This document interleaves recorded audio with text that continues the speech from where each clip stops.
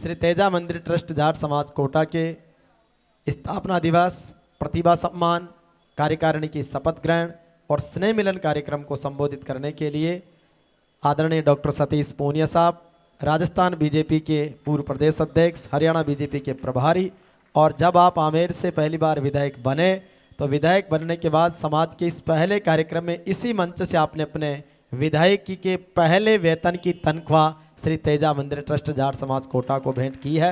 तो ये संबंध इस कोटा की धरती से भाई साहब का है और बहुत सारी चीज़ें हम सबको संबोधित करेंगे आदरणीय भाई साहब। किवाड़ा जी ने पुरानी बात याद दिला दी मेरे को। मैं पहली बार एमएलए बना, जोश में था और पहला चेक अपनी तनख्वाह का इस तेजा मंदिर ट्रस्ट के जाट समाज को दिया। आगे की बात तो सुन लो। जब मैंने ये चेक दिया तो आज भी मेरे घरवाली मुझे सुन रही होगी, उस समय भी सुन रही थी। मैं जब ऐसे कई जगह जाते जाते कई चेक बांट दिए मैंने। मेरे को ये पता नहीं था कि तनख्वाह कितनी मिलती है एमएलए को। तो लाइव देख लिया मेरी पत्नी ने। शाम को घर गया तो बोले तेरे को कोई करोड़ 2 करोड़ मिलते हैं क्या तनख्वाह के? ये चेक तो तू सारा इसमें ट्रस्ट में बांट देगा, फिर पीछे डीजल काएगा भरवाएगा। तो मुझे हरिराम जी ने याद दिला दी, किवाड़ा जी ने। एक बार मैं चाहूंगा कि आप लोगों ने गपशप के बीच में देवेंद्र जी की बात को मुझे लगता है ध्यान से सुना नहीं। तो मैं चाहूंगा, क्योंकि मेरे पास भाई रवि का फोन आया कि और तो सब अतिथि ठीक हैं, कोई खिलाड़ी चाहिए। और ये बात मुझे रवि ने प्रिंटिंग प्रेस से फ़ोन किया, यानी कार्ड छपने के दौरान।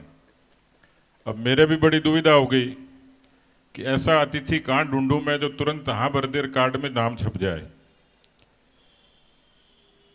भाई देवेंद्र झाझड़िया ने केवल आपकी कौम का और देश का नाम रोशन नहीं किया है, उस दिन मेरा भी दिल जीत लिया जब मैंने देवेंद्र को फ़ोन किया कि भाई जाट समाज कोटा को अतिथि की आवश्यकता है। हम तो रेडीमेड अतिथि हैं, हमें तो जहाँ बुलाओगे आना ही पड़ेगा। तो मैं भी दिल्ली का चुनाव छोड़ के आया हूँ, लेकिन उस दिन जब मुझे फ़ोन आया तो मैंने तुरंत दूसरी लाइन पर देवेंद्र को फ़ोन किया। आप खिलाड़ी भी हैं, जज्बे वाले भी हैं, लेकिन व्यक्ति का चरित्र उसकी सज्जनता से जाना जाता है। भाई देवेंद्र ने 1 सेकंड नहीं लगाया, बोले भाई साहब आपका आदेश है तो मैं कोटा पक्का आऊँगा। और उसके बाद ये कार्ड छपा। भाई विकास भी इस मंच पर हैं। बहुत सारी बातें तो राजनीति में आपस की होती हैं जो नहीं बताने लायक होती हैं। कुछ बातें नहीं बताएं तो भी पता लग जाती है, लोग पता लगा लेते हैं। राजनीति वाले आदमी की छुपाने लायक कोई चीज़ें होती नहीं, छुपाना चाहे भी छुपती नहीं है। एक वो कोई माँ ने, बेटे ने अपनी माँ से पूछा कि दादाजी क्या करते थे? तो बोले बेटा पता नहीं। ताऊ जी क्या करते थे? बोले बेटा पता नहीं। पापा जी क्या करते हैं? तो माँ परेशान होगी, बोले बेटा एक काम कर, तू चुनाव लड़ ले, जनता अपने आप ही बता देगी क्या करते थे। मैं विकास क्योंकि संयोग से आगे हमारे बीच में, तो समाज के लिए भी सीखने वाली बात है। राजनीति में जो नौजवान काम करते हैं उनके लिए भी सीखने वाली बात है, समाज में किसी भी क्षेत्र में काम करें उनके लिए सीखने वाली बात है। विकास से संयोग से हमारी पार्टी में थे और उसके बाद दूसरी पार्टी में चले गए, विधायक बन गए, जीत गए। सांसद के चुनाव थे, इनकी पार्टी में इनका भी नाम चल रहा था, मेरी पार्टी में मेरा भी चल रहा था। विकास का मेरे पास फोन आया कि क्या करना है। तो मैंने कहा भाई अपनी पार्टी, अपने रास्ते अलग हैं, तो तू तेरी मर्जी है जो कर। लेकिन मुझे सुखद आश्चर्य हुआ कि विकास ने अपनी पार्टी के नेता को कहा कि हमारे समाज में सतीश भाई साहब से बड़ा कोई व्यक्ति नहीं है, उनके मान सम्मान के लिए मैं उनके सामने चुनाव नहीं लड़ूंगा लोकसभा। मैं मेरे या विकास की बढ़ाई के लिए और प्रशंसा के लिए बात नहीं कह रहा। मैं सज्जनता की, समझ की और एक मिसाल कायम करने की बात कह रहा हूं। और इसलिए क्योंकि हम समाज के नाते यहाँ इकट्ठे हैं और यहाँ मेरे बीच में अपने बाकी लोग भी हैं। कई बार जब हम आपस में बात करते हैं ना, दूसरे लोग भी सुनते हैं, देखते भी हैं। तो जो मैं बात कहना चाह रहा हूँ उस पर जरूर गौर करिएगा। अभी जितने वक्ताओं ने यहाँ बात करी है, उन्होंने कहा कि हम एक स्वाभिमानी कौम में पैदा हुए। बिल्कुल सही बात है। हम परिश्रमी किसान भी हैं, हम इस धरती को अन्नपूर्णा भी बनाते हैं। हमारे घर का जाया देशभक्ति के साथ इस देश की रक्षा के लिए अपने प्राण भी उत्सर्ग करता है। और मेरे ख्याल से कौम के नाते मुझे ध्यान आता है कि एक कर्नल जेम्स टॉड हुए, उन्होंने इतिहास लिखा और इतिहास में ये भी कहा, जब राजस्थान का इतिहास लिखा, हिंदुस्तान का इतिहास लिखा, तो ये लिखा उसने प्रामाणिक रूप से उसकी किताब में है कि हिंदुस्तान में एक कौम ऐसी है जिसको हराया नहीं जा सकता, एक ऐसी लड़ाका कौम है जिसको हराया नहीं जा सकता। ये अंग्रेज ने अपनी कलम से लिखी। लेकिन उसके साथ हमारी और भी खूबियां हैं। हम डेमोक्रेटिक हैं, लोकतांत्रिक हैं। अच्छी बात है, जाट समाज के चुनाव हुए, प्रचार प्रसार हुआ, जिंदाबाद मुर्दाबाद हुई और अच्छे तरीके से चुनाव हुए। तो मैं सबसे पहले बधाई आपको देना चाहता हूं कि आपने जाटों के लोकतंत्र की उस परंपरा को अच्छे तरीके से यहाँ पर जाट समाज कोटा के जरिए साबित किया। तो मैं विजय सिंह जी को, नंदलाल जी को, जितेंद्र जी को, रवि जी को और धर्म सिंह जी को और पूरे ट्रस्टीगण को, पूरी कार्यकारिणी को, एक एक कार्यकर्ता को, भामाशाहों को, सबको दिल से धन्यवाद देता हूं कि आपने इस ट्रस्ट को, इस परंपरा को, इस संस्था को अच्छे तरीके से स्थापित भी किया और लोक कल्याण के लिए उसको चला भी रहे हैं।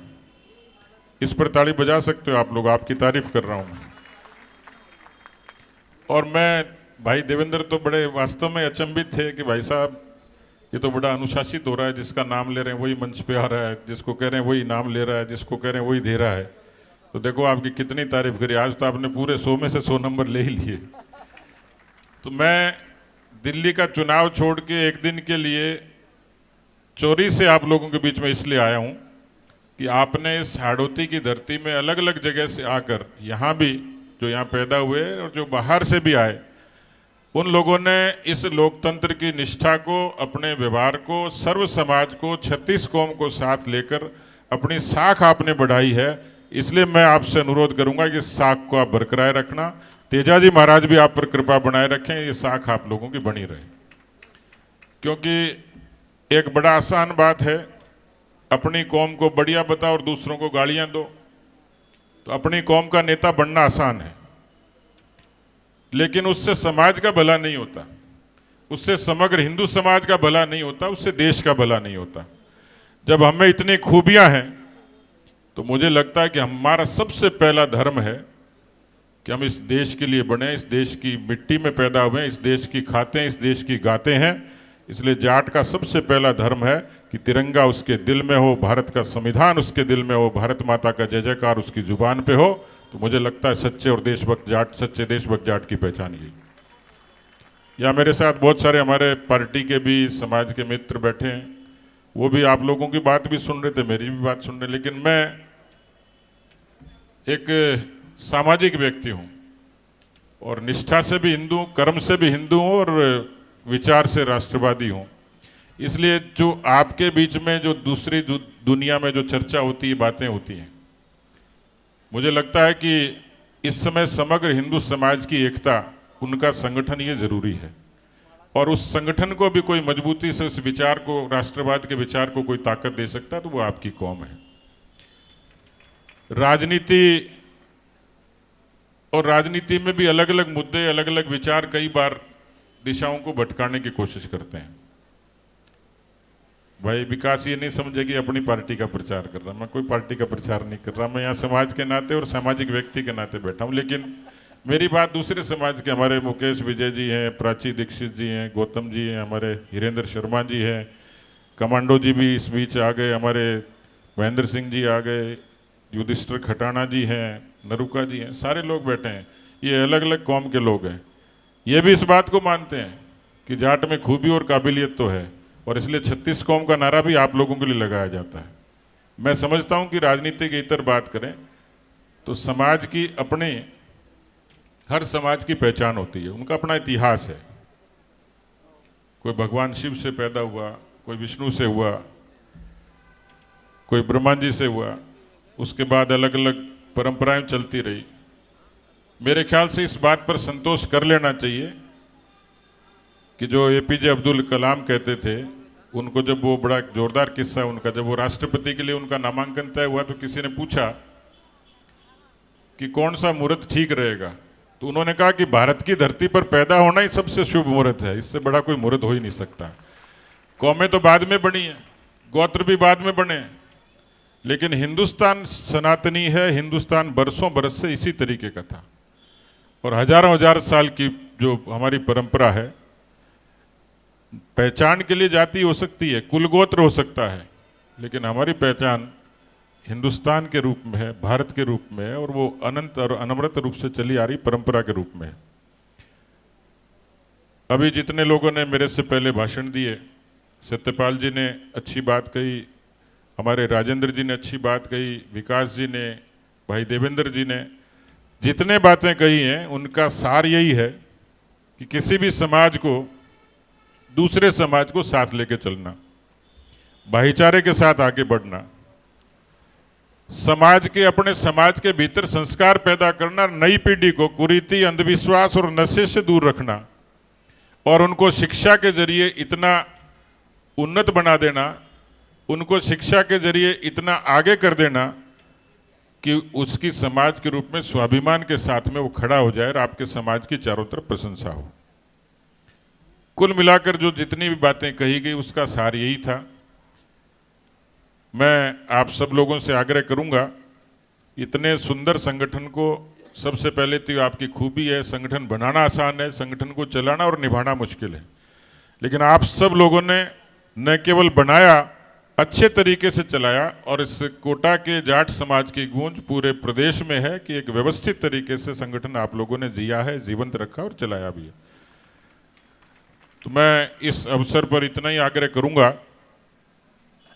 मैं पिछली बार तो नहीं आ पाया था पिछले किसी कार्यक्रम में, लेकिन उससे पहले एक कार्यक्रम में यहाँ के माननीय सांसद और दुनिया के सबसे बड़े चौथे लोकतंत्र के, दुनिया के सबसे बड़े लोकतंत्र के चौथे शीर्ष व्यक्ति जो यहाँ के सांसद हैं, ओम बिरला जी, वो भी हम लोग साथ ही आए थे, और उन्होंने 10 लाख रुपए समाज के लिए देने की घोषणा करी थी, लेकिन वो घोषणा हुई उस समय उनका कोटा एग्जॉस्ट खत्म हो चुका था। अभी उनसे मेरी बात हुई तो उन्होंने कहा कि 2025 में मेरे कोटे के 10 लाख रुपए मैं जाट समाज के निमित्त वो लगाने का पूरा काम करूंगा। मैं उनको भी धन्यवाद देता हूं कि उन्होंने हमारे समाज में एक इस तरीके का अंशदान अपने सांसद निधि से देने का ऐलान किया है। मैं यहाँ के हमारे सभी जाट समाज के सभी बंधुओं को धन्यवाद देता हूँ कि उन्होंने मुझे ये अवसर दिया आप सब लोगों के बीच में। भाई रवि ने मेरे को कहा था 3:30 बज गए, और इन्होंने ये कहा था कि 4 बजे हम रोटी शुरू कर देंगे। तो मैं किसी के लिए मूसलचंद हो सकता हूँ कि रोटी का टाइम हो गया और ये भाषण दिए जा रहा है। तो कई लोग देर से आए, और किवाड़ा जी तो कह रहे थे कि अपने यहाँ तो इस समय जाने का टाइम होता है, कोटा वालों के आने का टाइम होता है। तो मैं अब अपनी बात को ख़त्म करूँगा। एक बार ऐसे ही किसी जगह किसी नेता को भाषण का अवसर मिल गया, 5 मिनट हुए, 10 मिनट हुए, आधा घंटा हुआ, जब 1 घंटा हुआ तो पीछे एक आदमी लठ लेके खड़ा हुआ। तो भाषण देने वाले को पहले तो मज़ा आ रहा था, ताली तूड़ी बज रही थी। जब लठ वाला दिखा तो उसका दिल धड़का कि अब कुछ गड़बड़ दिखती है। तो उसने भाषण रोक के लठ वाले से पूछा, भाई क्या बात है? बोले बात कुछ नहीं, तू तेरा भाषण दिया जा, मैं तो उसको ढूंढ रहा हूं जिसने तुझे बुलाया है।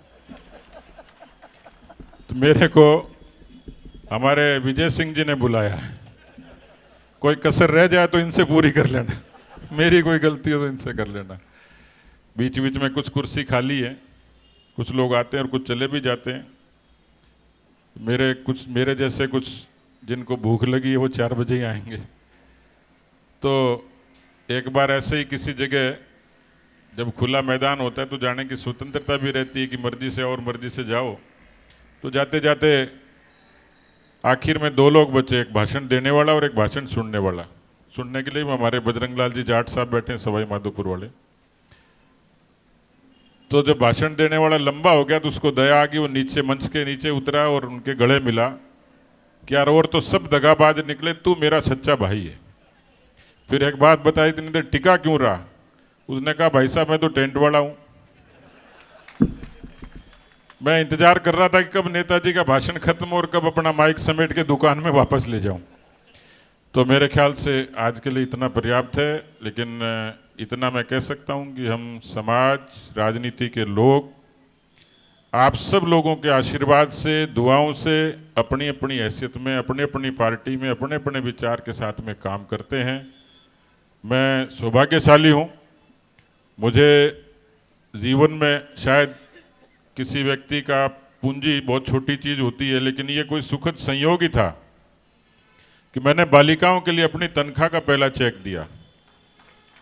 बाकी बात तो मजाक की थी, लेकिन मैं इतना जरूर कह सकता हूं कि चुनाव की हार जीत, पद का आना जाना, ये तो चलता रहता है, लेकिन मुझे इस बात का गौरव है कि मैंने बेटी समान, बहन समान उन बच्चियों के लिए जो अंशदान दिया था, मुझे लगता है वो जीवन भर आशीर्वाद के रूप में मेरी ताकत बनकर मेरे साथ होगा।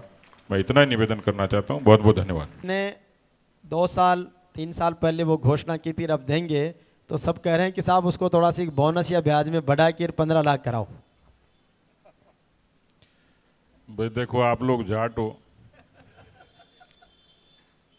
और सामने वाला महाजन है, देगा कि नहीं देगा पता नहीं, लेकिन मेरी तरफ से मैं पुरजोर पैरवी करूंगा। 10 लाख तो लेंगे ही। अब ये कई चौधरी लोग कह रहे हैं कि ब्याज ब्याज, भैया ब्याज ब्याज बड़ा अपने चक्कर नहीं हो तो उनके ही होता है, लेकिन फिर भी मैं आपको भरोसा देता हूं कि 10 लाख वो देंगे, उनसे 15 लाख लेंगे, नहीं लेंगे तो भी 5 लाख की व्यवस्था मैं कराऊंगा किसी भी सांसद के कोटे से।